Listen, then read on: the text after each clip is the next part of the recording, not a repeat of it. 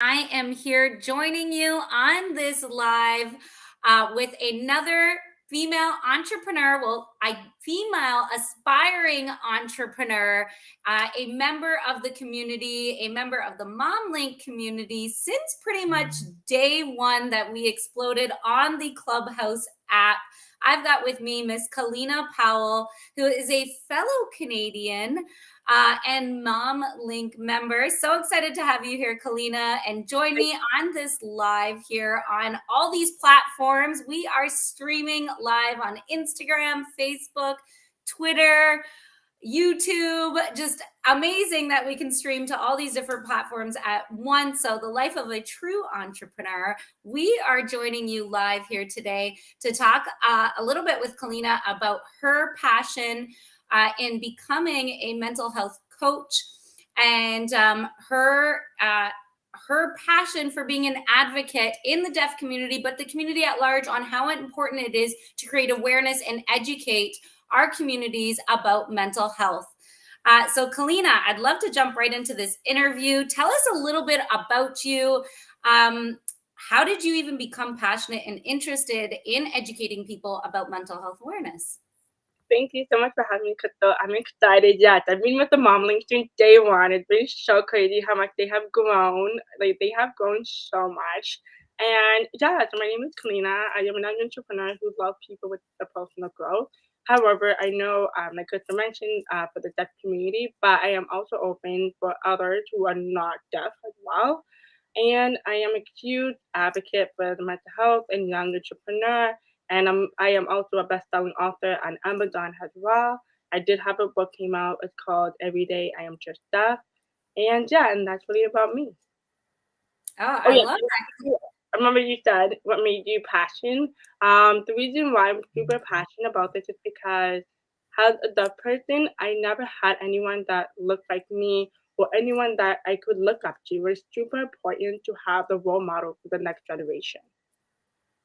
I love that. And Kalina, do you say that specifically in terms of mental health education awareness and services, that as a deaf individual you feel like that, that there was that little piece of representation for you? Yeah, of course, 100%.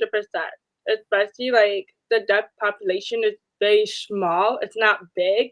Has the disability community. Yes, the disability community is big, but not particularly the deaf community. And would you say the same thing, because you're a young female, so would you say within the deaf community, is it even a smaller group of individuals that and community that you can tap into in terms of the young deaf population? Oh yeah, for sure. There's I think I would say slowly growing, but I feel like people are isolated sometimes in the deaf community because they don't know who to go to, what support system there is. So it's very little. Well, I think you definitely are filling a gap. And I know you come a little bit from the nonprofit sector as well. And one thing we always talk about is capacity building. And I think you're doing exactly that, is you're filling a hole, you're plugging a need that's oftentimes missed in services that are provided to our community. So kudos to you. I think that's incredible work. Tell me a little bit about like what specifically sparked your interest in terms of becoming a mental health coach, because I know right now you're doing some work in social housing. You've done some work in addictions as well. I know your educational background is in that as well. But what made you specifically interested in mental health services and promotion? I would say, so there's one story I remember. I was a kid. I was like 17 years old. I was working at a big park called Canada's Wonderland, and I had a little boy approach me, and he was deaf too, and he had a hearing aid, and we were talking, and his mom came to me and she said, "The fact that you showed your hearing aid definitely did give my son a lot of boost." And she said, "I feel like you will make a difference just by doing that." And I thought to myself, wow, like the mom is telling the truth. There's not a lot of deaf person interaction with the hearing community. There's not a lot of us. And it's so sad that there isn't because, once again, we get nervous being around hearing people. And that caused us to develop anxiety.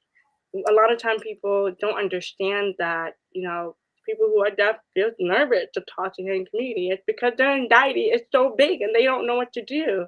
And so that's why I come in the picture and really say, I want people to know they're not alone. And I want people to know that there's so much more out there in life that they can do. And I feel like a lot of time we're too focused on our mental health. And once again, mental health is not a big topic in the disability community because there's so much more things that we have to focus on than our mental health. There's so much more finance, for example. Like people don't understand how expensive it is to have a disability because it's so expensive. And sometimes we forget about our own being, our human being. You know what? Kalina, you touched upon something. So, mental health has so much stigma around it. It's already so stigmatized for somebody to stand up and speak up and say, I suffer from depression, or I suffer from panic disorder, or anxiety. It's very taboo, even in our world today, which is crazy because it's all over social media. We're encouraged to talk about it. We're encouraged to break the silence. There's huge campaigns like Bell Let's Talk. But I think you are identifying and you're tapping into a huge need and another layer on mental health, which is, and it can be any disability. There's now another layer on top of that stigma, right? You're already fearing the stigma of being labeled with a mental health illness. You're already fearing even talking and coming to terms with discussing anxiety or depression, and now on top of it, there is a stigma and misinformation and education. Sorry, Kalina. This is true mompreneur life. Ladies and gentlemen, I got called halfway through the school day because my little guy wasn't feeling well. So we've got an extra guest with us on our live here. Okay, give me 1 second, all right? 1 second, okay. But I think, talking about your story working at Canada's Wonderland and the boy who just all of a sudden felt like that one layer was removed by just you letting him know that you are also a deaf individual, just remove that one layer for him. And I think that's that capacity building. There's that huge gap in service that you'll be filling. So tell me about, okay, so you are still working in your career right now. What moves have you made in terms of getting into the coaching industry? Where are you at in that journey? Where can we reach you? How can we tap into the services that you do provide? I know you have an incredible Instagram that you're always showing up on as well, doing some really great videos and reels and educational pieces there. So tell us a little bit about your coaching journey and where you're at with that. Definitely. So my coaching journey was not what I thought of, to be honest, because I didn't even know a term or career of coaching at all until I came on Clubhouse, to be honest. I came on Clubhouse and people were like, yeah, I'm a coach. I'm like, wait, what? You can become a coach? And so I did my research and I knew I always wanted to be an entrepreneur myself. I knew I wanted to have my own company, but I knew I wanted to help people. And so when I did my background my background check in terms of the difference between a life coach and psychologist. And so I did a lot of research on those, and I realized that I was more into the life coaching. As I realized with psychologists, they go by the book. And a lot of time with life coach, they actually want to help you and they will give you advice. They will provide the tools that you actually need. Yeah, a little bit of book, but I feel like it's more beneficial for me. And so when I started, I asked a friend of mine, I have a few friends that have anxiety, depression, and I asked them, could they do like a practice session with me to see how I am? And my friend said, you need to be a life coach. I swear to God. I'm like, me? I did not expect the answer to be like that. And they're like, no, like you are so mindful. You're so cautious what you're saying. A lot of time people just go in the field for the money. And, my friends feel like I am more than that. I go for the heart. I'm always doing bigger than for anybody else. And right now, as of now, I do get clients there and then, but just because I do have my own 9 to 5 job. So I started my business and I started like 2 years ago. It was very rough. However, I'm not gonna lie, starting a business is hard. It can be lonely. And so now I am finally switching up a little bit in my coaching package right now, develop more skills for my clients. And yeah, so that's where I'm at right now. Just really just trying to keep going. Really, it is hard. But yeah, that's where I'm at right now with my coaching program.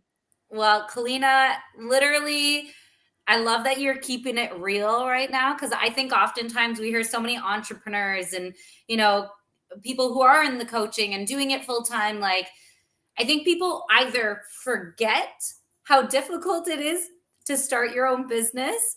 And it's not just as easy as like, okay, leave your 9 to 5 and start this business and you're going to blow up, right? It's not that cookie cutter idea. It's a lot of hard work.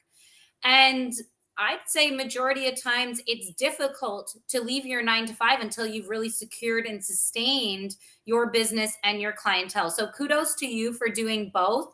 I can definitely tell you have picked a career, your educational background, and the work that you're doing, and the entrepreneurial journey that you're on. You've picked all of these things that feed your soul.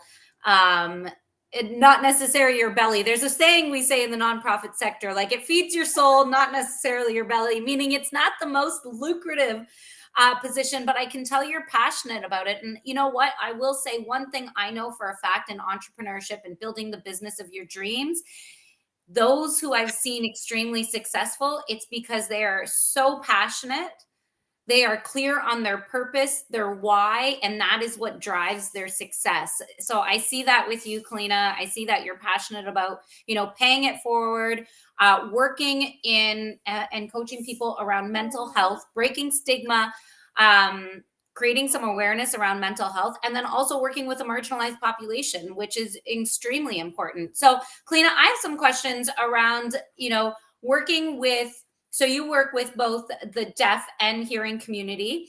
I think one of the things that you're really bringing to this area in working with both populations is breaking stigma for both populations. So breaking stigma for the hearing community, breaking stigma for the deaf community. So let us know, because I seen on one of your posts about the appropriate language. And I think a lot of times the hearing community doesn't even know because they're afraid to use the wrong words, or, to say the words hard of hearing, it's, I guess in the nonprofit sector, you get comfortable with just asking and saying, I don't know, can you teach me? So I want to ask that question out to you for all of those who are listening in on this live.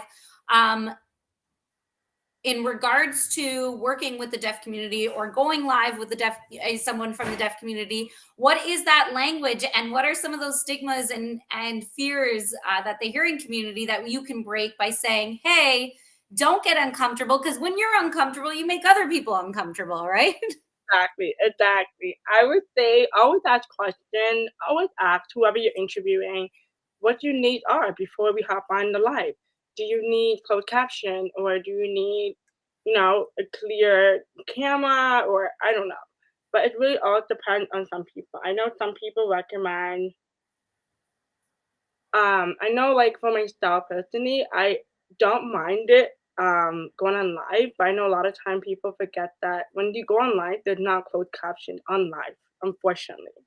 And so I tell people just be cautious when you do the closed caption, and also the correct language to call someone who is deaf. Do not say hearing impairment because it's very inappropriate. It's basically saying that you're hearing and dumb. That's from what the community told me. I don't know. That's what they said to me. I am so used to that term myself, and I was like, "Oh, really?" So then I said, "Okay, you know what? It's for the deaf community." They said, "Don't call them that," and I said, "Okay, we'll do that. We'll break that with spread awareness to people." And so, but yeah, that's the biggest thing that a lot of people have.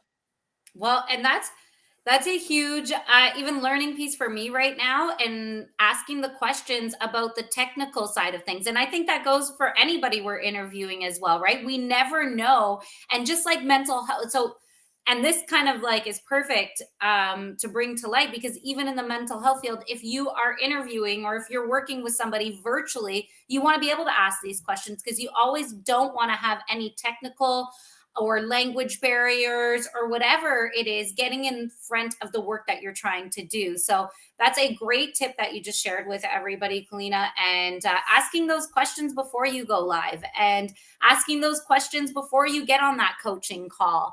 And I'm sure that's what you do in your line of work as well, is making sure that you're meeting the person where they're at, with how they're comfortable, with the technical, needs being met by asking those questions before you jump on that call. So I love that information. Thank you for sharing that. And then let us know, Kellina, um, are you actively taking on clients right now, and where they can reach you, and how can they get in contact with you?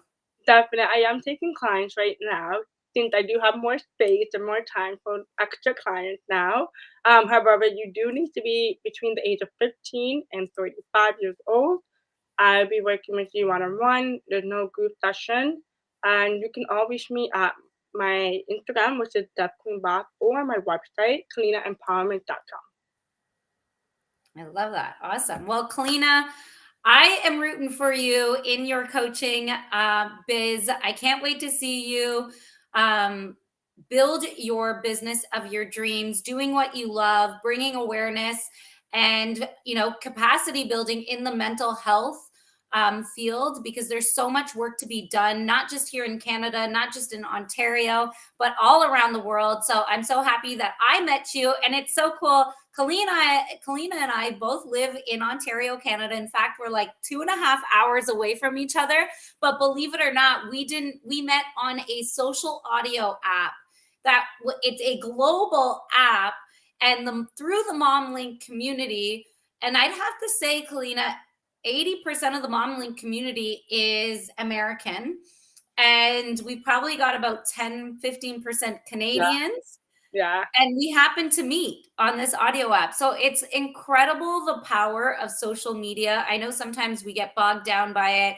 It's a huge contributor sometimes to our mental health issues that people do face in the world, but sometimes it does find a unique way of uh, finding like-minded female entrepreneurs. And I encourage you, if you're listening in on this live, you definitely should be finding other like-minded female entrepreneurs, not doing entrepreneurship alone, being a part of community like the Mom Link, and getting on lives and collaborating, just like myself and Kellina did here today. You get to know each other. You get to know how you can support each other. You get to know how to tap into each other's networks and really tap into the broader community, because at the end of the day, especially in mental health, nobody is immune to mental health issues. Nobody in our world currently doesn't understand how much mental health does affect our world globally, locally, and in our backyards itself. So, Kellina, you're doing incredible work. I'm so happy that I got to meet you through this social audio app, and I'm going to continue to watch your journey and building out the business of your dreams. Thank you. Bye, everybody.